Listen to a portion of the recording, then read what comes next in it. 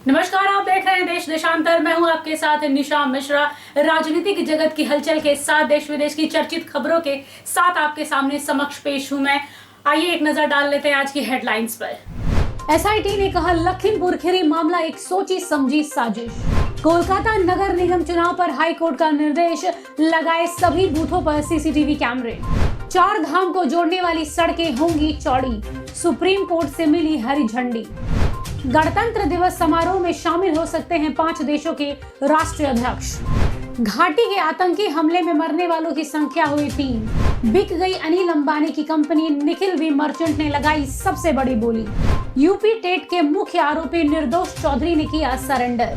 कानपुर में ट्रैक्टर और बाइक की टक्कर, 2 लोग जिंदा जले। अबू धाबी में आयोजित होगी आईफा 2022।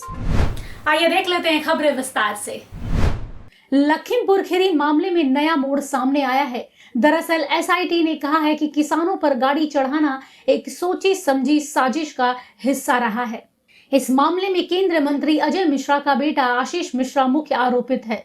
वहीं मामले की जांच कर रही पुलिस टीम ने आशीष मिश्रा के खिलाफ आरोपों को संशोधित किए जाने की अनुशंसा की है। बता दें कि मामले में आशीष मिश्रा और अन्य पहले ही हत्या और हत्या की साजिश के आरोपों का सामना कर रहे हैं।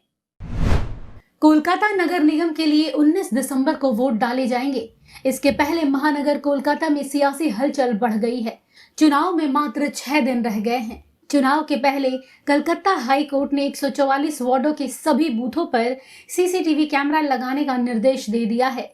प्राप्त जानकारी के अनुसार कलकत्ता उच्च न्यायालय के एक खंडपीठ ने चुनाव आयोग को नगर निगम चुनाव के लिए कोलकाता के 144 वार्डों के सभी बूथों पर सीसीटीवी कैमरा लगाने का निर्देश दे दिया है।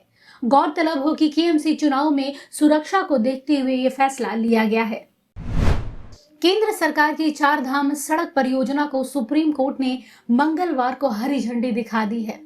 सुप्रीम कोर्ट ने इस परियोजना के तहत 3 डबल लेन राजमार्ग बनाने की इजाजत दे दी है।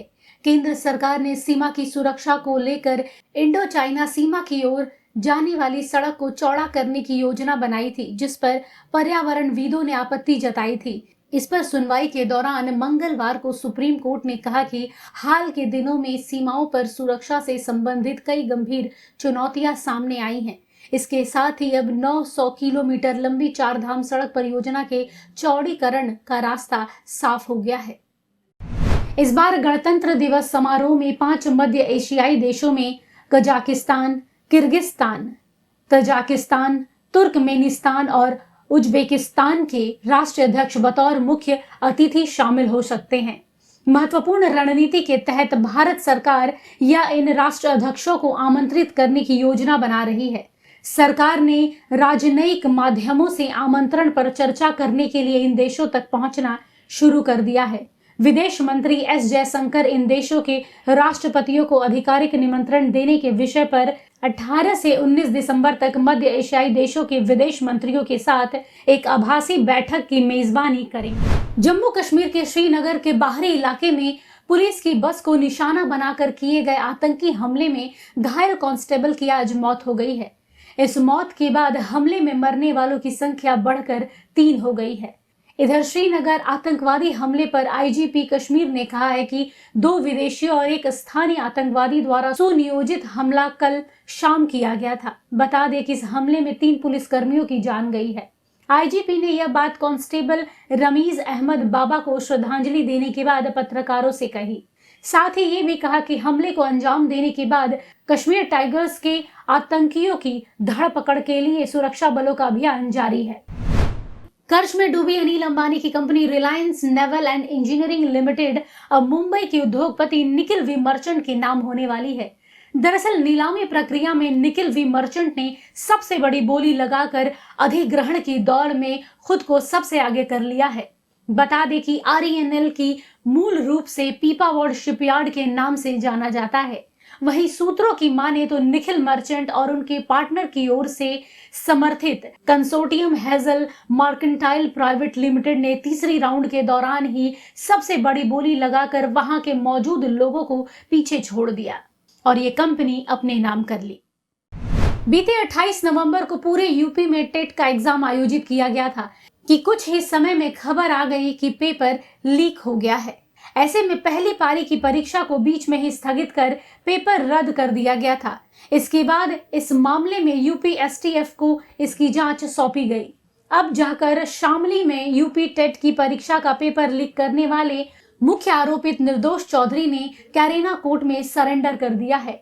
बता दें कि इस केस में 3 बड़े आरोपियों को एसटीएफ ने पहले ही जेल भेज दिया था। बताया जा रहा है कि एक आरोपी अजय अभी भी फरार है। अब मेरठ एसटीएफ की टीम आरोपित निर्दोष चौधरी को रिमांड पर लेकर अन्य लोगों की तलाश में जुट गई है। कानपुर के चौबेपुर क्षेत्र में एक दर्दनाक दुर्घटना हुई है। इसमें 2 बाइक सवारों की घटनास्थल पर ही जलने के कारण मौत हो गई है।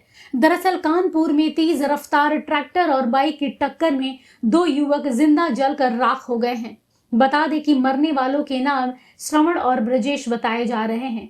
पता चला है कि दोनों युवक ट्रैक्टर के नीचे बुरी तरह फंस गए थे। उसी बीच बाइक की टंकी से निकला पेट्रोल चारों तरफ फैल गया, जिससे बाइक और ट्रैक्टर दोनों में आग लग गई और देखते ही देखते ये दोनों युवक जिंदा जलकर राख हो गए। इसके बाद मौके पर पुलिस पहुंची और पुलिस ने शव को पोस्टमार्टम के लिए भेज दिया है और आगे की जांच में जुट गई है। अंतर्राष्ट्रीय भारतीय फिल्म अकादमी अवार्ड यानी आईफा 2022 का आयोजन अगले साल 18 और 19 मार्च को अबू धाबी में होगा। इस आईफा अवार्ड को सुपरस्टार सलमान खान होस्ट करेंगे। भारत की स्वतंत्रता के 75वें वर्ष और यूएई के वर्ष भर चलने वाले स्वर्ण जयंती समारोह के उपलक्ष्य में आईफा का 22वां संस्करण भारतीय सिनेमा की बेहतरीन प्रतिभाओं को प्रदर्शित करेगा। इसमें वैश्विक गणमान्य व्यक्ति, अंतर्राष्ट्रीय मीडिया और प्रशंसक भाग लेंगे। आज के लिए बस इतना ही। कल आपसे फिर मुलाकात होगी देश देशांतर में देश विदेश की खबरों के साथ। तब तक भारत मित्र लाइव की अपडेटेड न्यूज देखते रहिए। नमस्कार। अगर आपको हमारा ये वीडियो अच्छा लगा तो इसे लाइक करें, शेयर करें और हाँ, सब्सक्राइब करना ना भूलें।